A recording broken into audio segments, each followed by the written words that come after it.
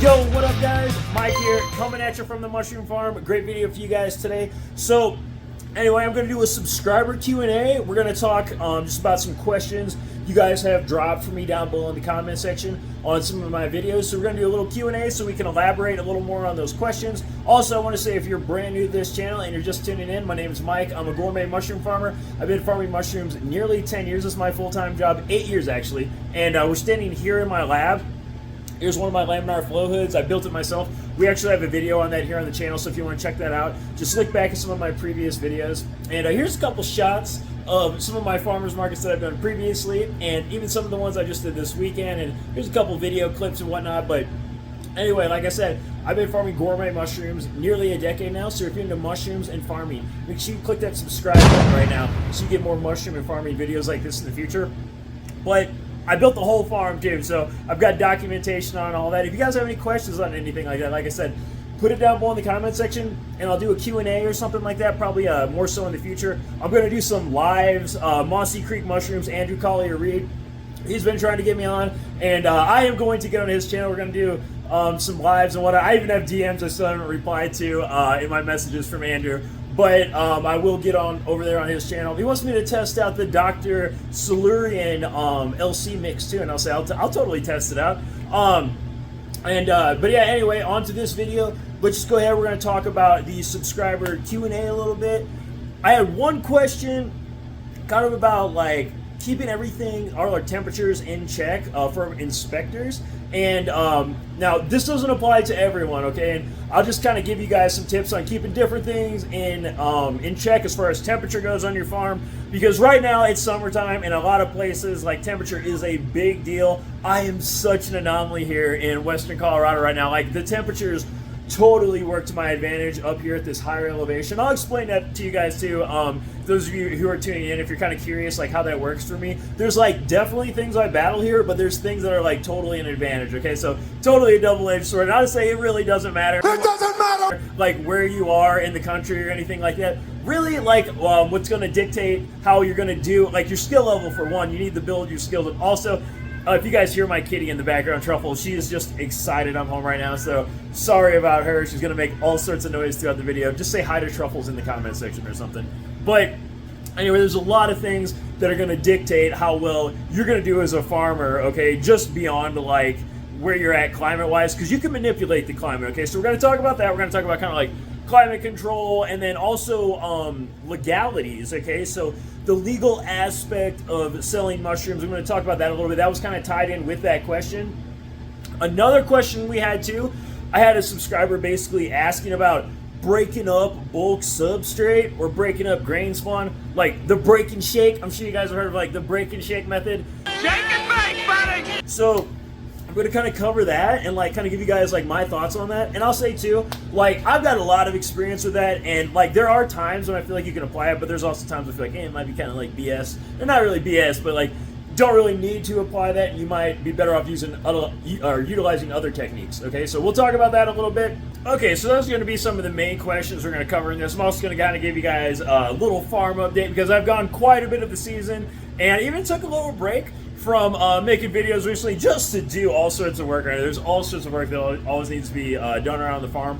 I'm kind of like planning into winter and stuff like that actually already, and I'm already thinking about my season next year and kind of how I'm going to approach the farmers market season next year. And I'm also planning my business over the next few years, since I did kind of get a snapshot of kind of like what happened this year so far with me business wise. So we're going to talk about all that, but first the Q&A. Okay, so anyway, temperatures and stuff like that. First, I'm just going to talk about like my building in general here. And there's actually another question that I can tie in with this. I had a subscriber asking about preconditioning air. We can tie all this together. Okay, so first of all, in your building, okay, so like me right here, I'm standing in my lab. My grow room, okay, it's actually like right here. Okay, there's a wall right here, and the grow room is on the other side of it. I have two grow rooms in here. We're actually only using one right now on the farm, but the one we're using is right there. Okay, so, and I have videos on the grow room too, so if you guys want to check out how I put that together, be sure to check those out. But anyway, so my intake for this, just so you guys know, I just have a duct and it goes straight up, okay? And it actually sucks air from the top of my building here. My building is actually quite a tall building. It's like just slightly under 19 foot. It's like in between 18 and 19 feet. Now, the whole bottom floor, okay, is all mushroom farm, but I live upstairs, okay? So I need the extra height just so I can live up there. Now, I also want to say, as far as like keeping the climate controlled in here, I have a mini split up front here, okay? And I actually have it set at 62 right now. And that's definitely colder than what it needs to be set at. But this thing doesn't take too much energy. And yeah, I'm just not too worried about it. But anyway, that is actually cooling down the air for my building right here, okay? Now, I'll say this. Where I have that duct sucking in the air from the top, what that kind of does is, in the evening time, the temperature drops, okay? So it feels really nice upstairs without me messing with the temperature at all and my climate control. But upstairs, it's always a little bit hotter than it is down here, okay? So like down here, if it's like in the 60s, guaranteed upstairs in my place, like it could be 75 plus, even in the 80s, okay? Especially if it's a hot day outside. And what that does though, that allows that air that is going into my grow room.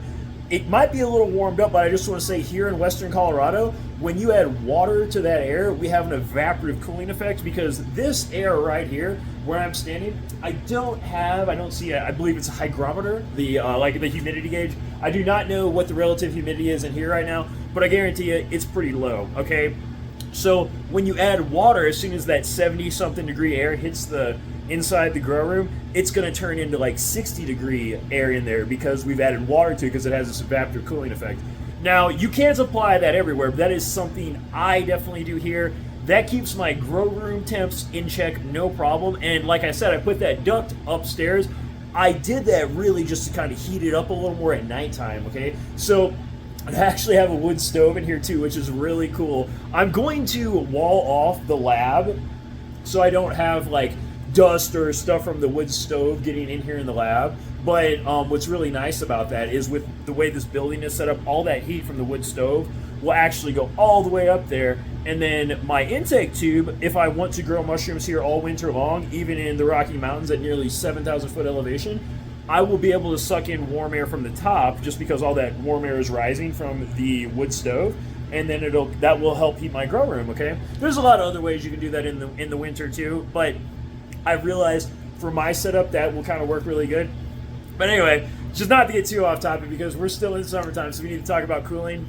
I also have geothermal outside too. I put in a geothermal pipe just to cool this off. And I don't even have it hooked up right now. I'm not even using it. I still have to finish off the front of my building and stuff like that. I actually have to like skin the outside of my building on the front side just with tin yet. And there's other things, even cosmetically, I still need to do on the outside of this place. The inside is nice and the inside is super nice. And the back side too, I just got a couple other things I need to be doing on here. And that's what I was doing when I was taking a little break from posting videos. I'm actually getting ready to put all the rest of the tin on my building here, and just a few other things, just because winter is on the way and it's coming here quick. But like I said, I still got geothermal to finish up and just a few things on the exterior. I'm also running a swamp cooler in the back of my building, okay? And I do that just because what that does, like I said, we have dry air here, and that allows me to keep everything cool inside my incubation area and the rest of the building just by adding water to the air, basically. So just adding a little bit of humidity to the air, and it cools everything off in here. It's like backup. So if my mini split would ever fail or something, then I still got the swamp cooler running.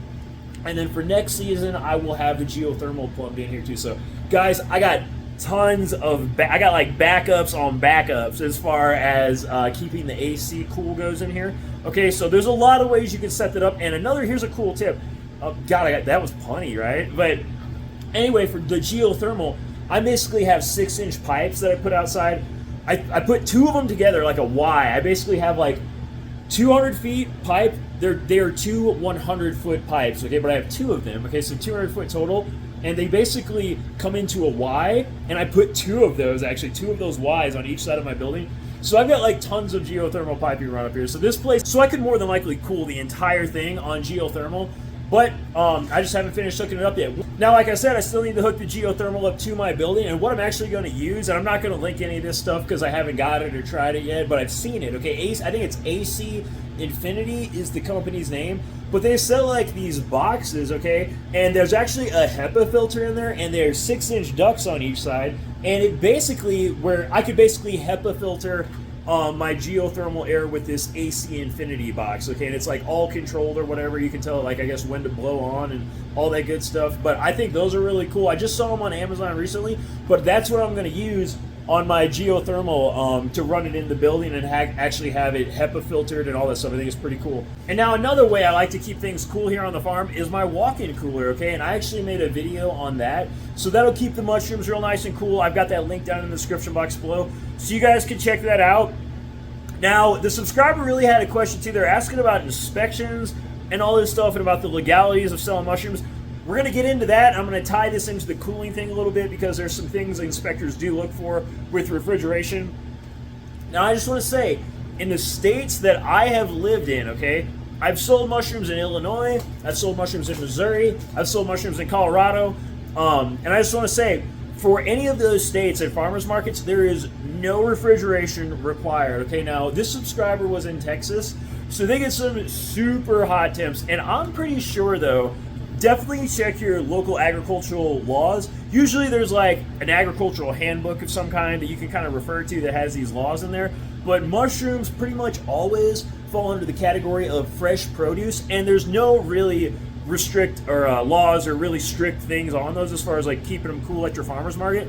Now, I'll just personally say, what I've always done, I have a joke about this too. I was actually joking with a customer at the farmer's market about this, but the trick is you have to be such a good salesman. You got to be so good that you sell the mushrooms before they spoil. That's the trick, okay? But no, really, okay, I'll just tell you guys, when I went to the farmer's market, I always would have totes. I have totes or boxes. Here in Western Colorado, I've been using these cardboard boxes, and I'll just say it's for a couple reasons. We'll talk about that. But I've used both totes and boxes, also coolers. Now, I'll tell you what, me personally, I never saw the benefit in using a cooler. It just seemed like extra stuff for me to like clean, and I didn't really feel like it made that much of a difference as far as keeping them nice. And I feel like with a tote, sometimes stuff can breathe a little better, and I feel like in a cooler it's like really almost airtight a lot of times, but I feel like in a tote stuff can breathe. And I also feel kind of like in boxes stuff can breathe. Moisture can even kind of accumulate in that cardboard, and I feel like it can kind of keep the moisture kind of consistent. So I don't know, I really like the cardboard boxes. And also because you could use them like to sell, and you could sell them to someone in the box. You could also compost the boxes. You can reuse the boxes a handful of times depending on like how long a mushroom has sat in there. Obviously, you don't want to use a nasty box or whatever, but you can reuse them a little bit. But I'll also say then you can also just throw them out when they get nasty instead of cleaning them or anything like that. So what it is for me, number one, it's a huge time saver, okay? Also, when I'm packing up my mushrooms, I feel like it keeps the mushrooms really nice too, because there's only like, you only have one layer of mushrooms. You're not like stacking mushroom on top of mushroom inside a tote. So kind of a cool benefit. There's a lot of like, there's a myriad of reasons why you may want to potentially use a cardboard box. They're usually not that much money. I use these 12 by 16 by 6 boxes. Just found them on Amazon. They're really affordable actually for like the use you can get out of them. Okay, so that's just kind of how I take stuff to the farmer's market. I've also seen guys use refrigerated trucks and like this and that and get pretty extravagant. I will say, for like just a mushroom farmer, okay, if you're going to the farmer's market, I'm going to tell you guys a cool story, okay? You can be super efficient just going to, you don't need some big refrigerated truck just going to the farmer's market unless you're living in some area where you feel like your stuff's getting cooked, and then it may be nice to have that, you know what I mean, just to store it away in there. But I just want to tell you guys, like, when I started this business back in St. Louis, okay, I didn't have a lot of money, okay, I had like a little pickup truck. I got a better pickup truck now, but I had like a little pickup truck. I had like an S10, and I had a Chevy Cavalier, and I still have the Chevy Cavalier, okay? Now check this out. So when I had my S10, I broke the rear end on it, okay? I locked it up one day, it was all messed up, and I was like, I don't have time to fix this. And I'm a mechanic, okay? I could have totally fixed it, but I like did not have time to fix it. I was like, you know what? I'm just gonna use the Chevy Cavalier, and we're gonna do this. Guys, okay, I used my Chevy Cavalier basically to run my mushroom farm for several years, okay? And I'll just kind of give you guys a for example, like when I would go to the farmer's market, because I would load up the Chevy Cavalier with mushrooms and just take it to and everything else, mushrooms, grow kits, extracts, tinctures, all that stuff, and I would take it to the farmer's market and we would make money, guys. Okay, so check it out. There is a basically there were some vendors next to me. They would rent a U-Haul truck to come to the farmer's market. Like they would literally rent a U-Haul truck so they could fill it full of produce and then bring it to the farmer's market, sell it all. Okay, and I would like, okay, so I'm watching all this go down. You have to like, you know, you got to pay the farmer's market fee. I mean, you got to pay gas, everything like that. You got to pay for the truck rental. So your margins are getting like slimmer and slimmer. Okay, but Mike over here, filling up the Chevy Cavalier that you own. You know, you don't have a payment on it, nothing like that. Owned that. I bought it for $1,000. This is one of the best $1,000 investments I ever made in my life because I still have the car. I don't ever really use it, but it's a good backup car. And I'll just say, like, I would fill that car up with mushrooms, go to the farmer's market, and I made almost $2,000. Okay, I would make in between $1,000 and $2,000 all the time, okay, when I would go to the farmer's market, but I could fill up the Chevy Cavalier and do this. We didn't need a U-Haul truck, okay? Just so you guys know, you can be very efficient with very minimal stuff if you do it right. And I would basically put about 125 pounds of mushrooms in that car along with other stuff. Even when I would get Substrate, I would go to the grain elevator. Those guys knew me, man, and they were like, "Oh, it's Mike." Knew it. Man, I had the silver car. I'd pull up. I would actually back up to the door, and they would pop. I'd pop the trunk and open up the back doors, and we would fill the whole thing up. There was an older man that worked there. He was the nicest dude, and I would go inside. Okay, pay these people cash for my soybean holes. By the time I would get done paying cash, this old man would have loaded my car. Okay, seriously? Then I could have just shut it up, you know, shut the doors, got back on the road, and back to my place. Like, it was slick. After they got used to me coming in there, it was so like clockwork. It was amazing. Okay, so like, but yeah, I would do the same thing. Even with wood pellets, I can't remember the weight. I would put like 18 of the 40-pound bags, whatever that is, of wood pellets. I remember we would cram it in the car, and then, dude, that thing would be like squatting, boy. We would put the suspension to the test. I will say that right now. But you can be super efficient with that. I never had any type of cooling stuff at the farmer's market. I did have inspectors, okay? There was a health inspector that came by one time, and they were like, "Sir, you can't be selling these wild mushrooms at the farmer's market without a permit." Okay, so like, right away that turned me off, man. But I just want to say that happened at a farmer's market. Laws are different everywhere as far as that is concerned. I explained to him, though, there was another law, okay, that says a farmer can sell any type of mushroom that he cultivates at the farmer's market. Okay, so I was sure to tell that inspector, I was like, "Sir, none of these are wild foraged mushrooms. I actually cultivated all of these." And I was like, "I actually started these from a culture in a sterile syringe, and I take that culture." And then here's what you do, guys. If anything like this ever happens to you, just keep talking. Keep talking and use words they don't know, because like these inspectors, check it out, these inspectors, most of them don't really know anything. They're just walking around with a clipboard, you know what I mean? They think they're important with their little clipboard, and they don't really know. Half of them don't know these rules, okay? So but that was one of the little encounters that I had, like with an inspector at a farmer's market. They were from like the health inspection department, and they were really though just trying to enforce the wild mushroom thing with me. Like they never once said anything about, like, they never checked my mushrooms or anything like that at the farmer's market. In St. Louis, Missouri, no one cared, and I don't think it's a big deal. Like, I actually never had a problem with stuff spoiling, and I was saying we would get some really hot days, but like I said, I would be good enough that I could sell them fast enough where they wouldn't spoil. So that's just one of the ways I kind of did it. I will say I also had a mushroom retail shop. The retail shop was a totally different ballgame. Okay, so in the retail shop, yes, any of the refrigerators that we had, they did have to be like within a certain temperature zone. I think it was like 40 or below. I think like anything with produce in it, and everything is different like that. So you need to check with your local health department and just see kind of like what those local requirements and laws are. But there will be specific requirements, temperature, for different things you're trying to store. And I believe mushrooms, if you're having those in a store, they want those 40 degrees or below, okay? But the only time you're ever going to get that checked is, like I said, in like a retail shop setting or anything like that. And that did happen to me because I did own a mushroom retail shop at one time, and they were checking the temperatures. So that is one thing. We only went through the inspection. I guess the health inspector there, I think she only stopped in like once a year, but I will say they can actually come in at almost like at any time. And so yeah, you always got to have your place like super clean, you know what I'm saying? Keep your everything in line. No one ever really checked us out hardcore. Like, I mean, to my knowledge, I don't think anyone's like, they'll probably check you out the one time, and then like, unless there's a problem, you know what I mean? Or someone like, you know, that someone would report something or say something, or like there would be some type of incident. I don't think they're going to be coming back and checking.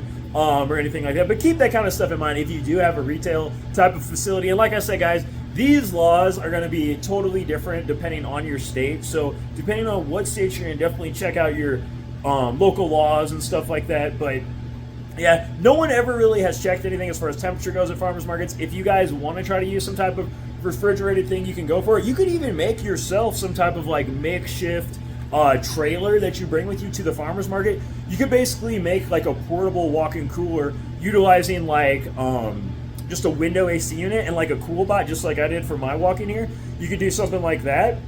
And they even have another controller nowadays. There's a guy, he's a cool guy, he's a vegetable vendor next to me at the farmers market that I did today, and he's actually he's building giant walk-in coolers for their produce for their farm. I think right now they're starting with like an 8x20, and then they're doing a like 40x8. And I don't think he's ever put one of these together before, so I was kind of talking to him about it a little bit with the cool bots and this and that. But they have lots of stuff to store. They have like a bunch of peaches coming off and tomatoes and lots of stuff that takes up a lot of space. Okay, so they need a whole lot of room for these things. But yeah, there's a lot of things you could potentially rig up. He's going to do a shipping container for that. I'll talk to you guys some more about that. But basically the whole thing on these walk-in coolers, whatever structure you use, the walls, they need to be insulated to like R30, okay? So you're trying to get R30 basically all around this thing, and then you basically just use like a window AC unit. You may need a couple of them. There's the guy using the shipping container, like I said, doing an 8-foot by 40-foot cooler basically.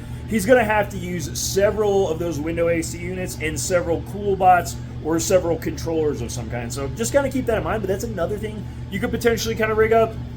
But anyway, that's kind of it for as far as like cooling on the farm, keeping your mushrooms cool at the farmer's market, keeping things cool in your walk-in cooler. If anyone has questions about those things or you need me to elaborate more on that, like I said, drop it down below in the comment section. I'll probably make a video about it, but I might even just answer your comment below down there and all that good stuff. On to the next one, okay? Let's talk about when you got bulk substrate colonizing or spawn, okay? And you want to do the break and shake technique. Shake and bake, buddy! Shake it before you bake it! You guys have heard about the break and shake technique.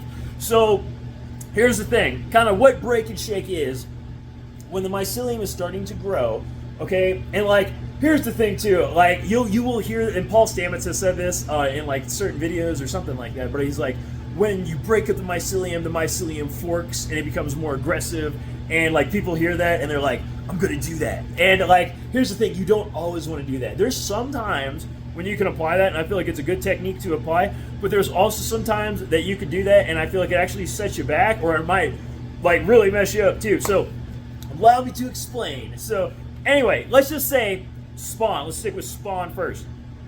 If you're starting from a petri dish and you throw in like the agar, like the whole agar thing, like some guys like pancake it. It looks really cool when you do that, by the way. And you see the mycelium kind of blasting off from one spot. Okay, that will colonize the entire thing. But you can also wait till it gets like halfway, maybe almost 3/4 of the way colonized, and you can bust it up, shake up the bag then, and then let it sit. Then just let it sit. And then in about 7 days, more than likely, that whole thing will be fully colonized then, okay? So it can potentially speed it up sometimes. Sometimes it doesn't really make a difference, so I will say that. Now, let's just say you inoculate it with LC, okay? Like you had a syringe of LC. Now, me personally, a lot of people have asked me this question too. How much LC do I use for a 5-pound spawn bag? I use anywhere from 5 to 10 cc's, okay? And for my spawn recipe, that will be linked down in the description box below. It is called the best no prep grain spawn recipe, so be sure to check that out if you haven't already. But that's kind of how I do it, basically 5 to 10 cc's. Your LC should take about 2 weeks to colonize a 5-pound bag, or about 10 days to 2 weeks before you start seeing some stuff happening, okay? And things like blue oyster, super fast. You'll see a blue oyster colonize a spawn bag super fast.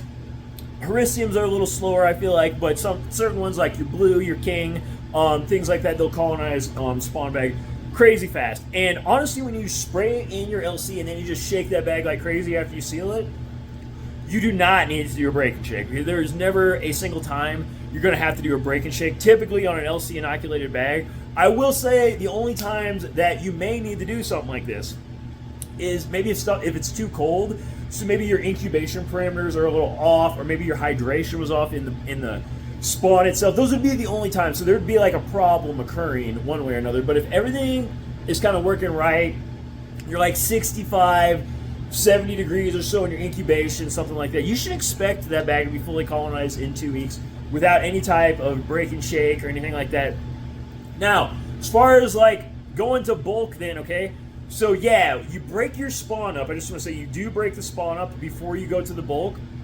I actually, if you're wondering, like for those funny mushrooms, I'll spawn like typically anywhere from like 1 5-pound bag of spawn to maybe 3 to 4 4-pound bags of bulk, something like that. That's kind of how I'll personally do those. Okay, so I'll go a little heavy on the spawn rate for those, and I feel like it works pretty good.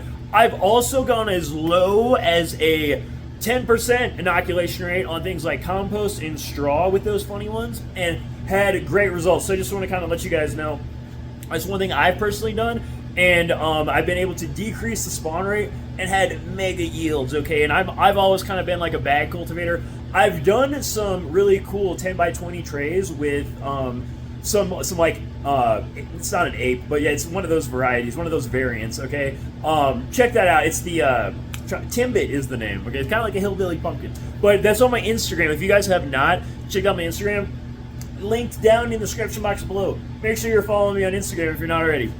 So that's a few of the ways that I've kind of done those mushrooms and the inoculation rates that I've used. Let's talk about gourmet mushrooms. Let's talk about like our lion's mane, our oyster mushrooms, our master's mix. You can use way less spawn when you're using master's mix. Okay, I just want to let you guys know you can inoculate at a 2.5% spawn rate. Okay, so if you have a 5-pound bag of spawn, you can do 20 10-pound bags of bulk substrate. Just go and put a little bit in there, seal it, shake it up real good, shelve it. Okay, so like that's my process. Basically, I inoculate the bag. Basically, what I will do right here in front of the flow hood. I actually have some right here. Let me just show you guys. So here's the bulk substrate. Now, what I actually do, I'm gonna inoculate some of that later. I will open up the bag right here in front of the flow hood. This is like compacted. It's kind of like vacuumed down since it's already kind of cooked.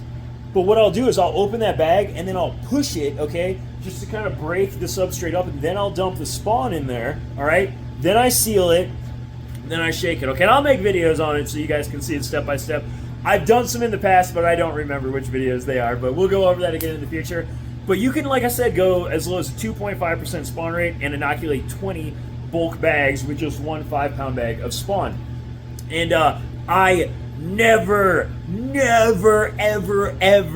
ever shake my bulk substrate after that initial inoculation, okay? Things will get funky. I've even had like times years and years ago, like I was in the lab working by myself. Maybe I had like 100 of these to do. Maybe I was tired or something, and I'm like, you know what? I'm gonna inoculate these all now and put them on the shelf, and then I'll shake them like maybe later or something in the afternoon. If you do that, the mycelium sometimes on like something aggressive like an oyster, and any of them will do it. It starts actually growing into it, and then when you go to shake it later, it might work funny. It doesn't work as good. So like, I always like will inoculate and shake like immediately. Then I shelve it. It does not get touched until it goes into the grow room. When it goes in the grow room, cut it open, and that's it. Okay, so do not ever break and shake your bulk substrate. Don't ever do it. And I'm not even going to go into why, okay, because it's just so silly. All right, guys, so I wanted to give you like a farm update. Wanted to talk business with you guys a little bit too. Let you guys know how my season is doing. The transition that I did from selling in St. Louis, Missouri to doing my markets out here, and kind of the changes I'm going through and just things I'm experiencing, and then where I'm going to take my business over these next few years, because I'm doing like a little pivoting, not too much, but I just want to kind of like let you guys know what's up and what's going on. So anyway, when I was in St. Louis, I only had to sell at one farmer's market. Guys, the farmer's market there was crazy. It was huge. And like I said, I could make it between like 1 to 2K on a Saturday. It would be open 52 weeks out of the year. I could actually go there Wednesday through Saturday if I wanted. I had a stand leased for the year, so I could go there Wednesday through Saturday, 52 weeks out of the year if I wanted, okay? But I only chose to go on Saturdays because that was like the hot day. That was the busy day. And I could literally like make this giant spread of mushrooms and sell like 125 pounds of mushrooms in a single day there. So I had it like super easy there. I will say out here, it is totally like you're playing this game on expert mode. But at least I am just the dude to do that. So anyway, I want to kind of say the market that I'm doing here on Sundays is probably one of the better choices I can actually make as far as like doing a market out here. The revenue is good. It's not quite what I had in St. Louis, but it's good, okay? So, and I also have a chef I sell to in that town, and this guy is amazing. I'll probably make a video talking about them more in the future, just talking about selling to chefs. Their restaurant, I'll just say it, their restaurant is called Sunflower. If any of you guys want to follow them or just Google it, it's a really fine dining place. Like, the more I hear about like their restaurant and kind of like the things they do and how they run it, I'm like just like so much more impressed. I just want to let you guys know, like, this guy, okay, like as far as chefs, I've worked with all sorts of chefs, okay? Some of them are really good. Some of them treat you like crap, okay? It really depends, okay? And I, like, really mean that, okay? Because here's the thing. Some of these guys think we are just pulling these mushrooms straight out of our ass. It's a little ridiculous. Like, they think that, like, they could just call you up and be like, hey, let me get 5 pounds of lion's mane, 6 pounds of blue oyster, I need 3.5 pounds of chestnut, and 7 pounds of pinks, okay? And they expect you to, like, have this, like, on the dot for them without establishing any type of standing order or relationship, putting down any type of payment. And what that does, a lot of them don't know that, like, especially like a guy like me, okay, I'm growing around 200 pounds a week, something like that. I'm not growing 2,000 pounds a week, okay? And the substrate out here, all these materials, you know, they're not super cheap, okay? When a chef creates a standing order, okay, for one, that's commitment on their end. And what you need to do then is you just need to, like, make it happen on your end, dude. Like, you need to make sure if they want to make a 4-week order or something, you got to hit that order every single week. And I'll just say, like, if you're new to this stuff, I mean, like, I definitely have preached in the past, fake it till you make it, but be honest as you can with someone, especially like a very high caliber chef, okay?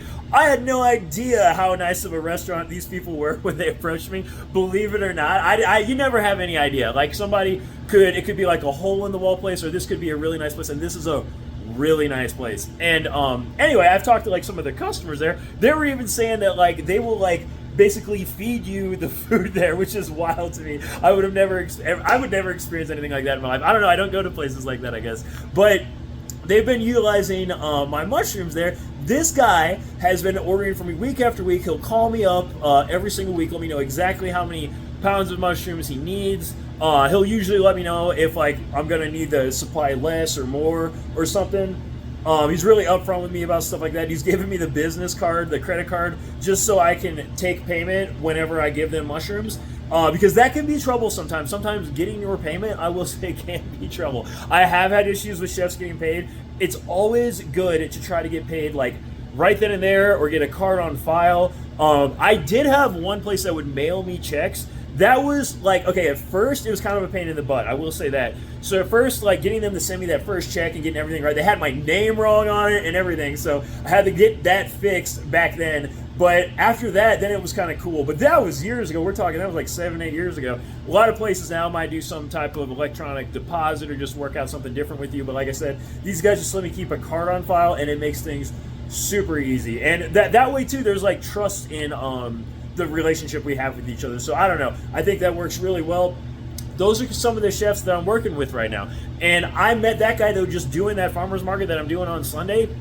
I am going to add in another farmer's market next year. I really want to try out Aspen, just because it's pretty much like the highest income area around here that I can go, and that's a key thing that we all need to keep in mind. But when you go to an area where they just have more disposable income, you know what I mean, to spend, and it's like, it's not entirely completely disposable. I mean, I'm selling really nice, healthy things like mushrooms and stuff like that, but it's one of those things, like, if you're just living paycheck to paycheck, you may not be able to splurge $30 to $50 or something like that on some gourmet mushrooms like some other people can that have a little more expendable income. So I'm looking forward to doing that market next year. And I did scout it out and just kind of scope out that place. There are tons of vendors there, okay? So there may even be more vendors at the Aspen Farmers Market than what there was vendors in St. Louis where I was. So it's actually going to be really cool for me just to, like, test that out and see how well I'll do. I have no clue how well I'll do, but hopefully, fingers crossed, hopefully I'll do pretty good. The only reason I didn't get in that market this year, if you guys are wondering, like, Mike, why don't you just do it this year? It's because of the paperwork. They needed me to fill out my sales tax paperwork. To apply for this market, I needed to have it all done and everything, my numbers and all this stuff, on their application form by January 10th, okay, of this year. And I just didn't have it ready in time and the market doesn't start until June, okay? So you have to apply in January and have all that stuff, like all your ducks in a row then, and then you actually start the market in June. So there's quite a big gap, and I just was not aware of that. I didn't get my sales tax license until March, and then anyway, I applied to all the other markets I needed to, got in them this year, and I just kind of found out, like, I narrowed it down. Even this year, I started doing 3, I cut 1 out, and I'm still doing a market Tuesday night now, and I'm doing the market on Sunday, and these are my 2 favorite markets to do right now. Basically, my market on Tuesday is super chill, like, it's really close. I love it just because it's so chill. They don't really care about what you're doing for the most part. And I have this spot where I can, like, pull in, drop my stuff off, and then when I sell it, I can leave real quick. And no big deal. The one in Crested Butte on Sundays, there's definitely more rules to that, and fees and this and that. I'm not a big fan of that, but like I said, I'm tolerating it. For the market's a good market, so you got to tolerate it for what it is. I am going to probably have to increase my prices there next year.